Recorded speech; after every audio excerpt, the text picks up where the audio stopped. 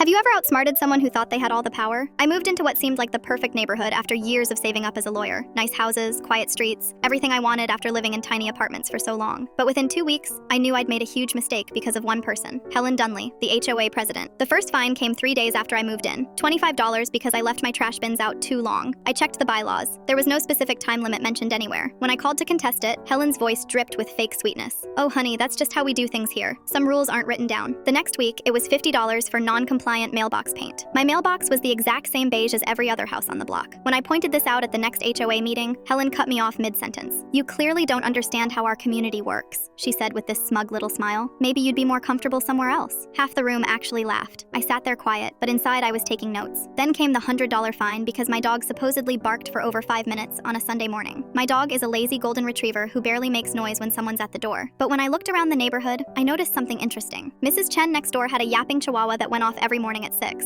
No fine. Mr. Williams 3 houses down left his trash out until Tuesday every week. No fine. I was being targeted, and Helen was loving every minute of it. What Helen didn't know was that I specialized in contract law, and after that meeting where she humiliated me, I decided to do what I do best: read the fine print. I spent the next month going through every single HOA document with a magnifying glass. The original bylaws, every amendment, state regulations about HOA governance, even the old board meeting minutes that were gathering dust in the community center. What I found made my jaw drop. Helen had been running this HOA like her personal kingdom for 3 years. She'd pushed through all sorts of rules that had never been voted on by the board. She hadn't submitted required annual budgets to the state in 2 years. And here's the kicker. She'd been hiring her cousin's landscaping company for the common areas at triple the going rate, with no competitive bidding and no board approval. That was fraud, plain and simple. I compiled everything into a 30-page document, complete with legal citations and state statute references. Then I sent a copy to every single board member via certified mail. I also posted a simplified breakdown on the neighborhood online forum, explaining in plain English how Helen had been violating state law and potentially stealing from all of us. The final touch was sending everything to the state HOA Oversight Authority with a formal complaint. Helen called me that same night, screaming about lawsuits and defamation. I let her finish her rant, then calmly told her I'd be happy to discuss her concerns with her attorney. I also mentioned that I'd be filing counterclaims for harassment and would be requesting a full audit of HOA finances. The emergency board meeting happened 3 days later. Helen tried to control it like always, but the other board members had done their homework. They'd verified everything in my report. One by one, they asked her to explain the illegal fees, the missing budgets, the no-bid contracts. Helen's face went from red to purple as she realized she was cornered. She tried to blame me, saying I was just a troublemaker who didn't respect community standards. That's when board member Janet Martinez pulled out her phone and started reading from the state HOA website about the penalties for financial mismanagement. By the end of that meeting, Helen was out, completely removed from the board. She tried threatening everyone with lawsuits on her way out the door, but her bluffs didn't work anymore. 2 weeks later, the new board not only rescinded every single one of my fines, but they also sent refund checks to 3 other neighbors who'd been getting the same treatment.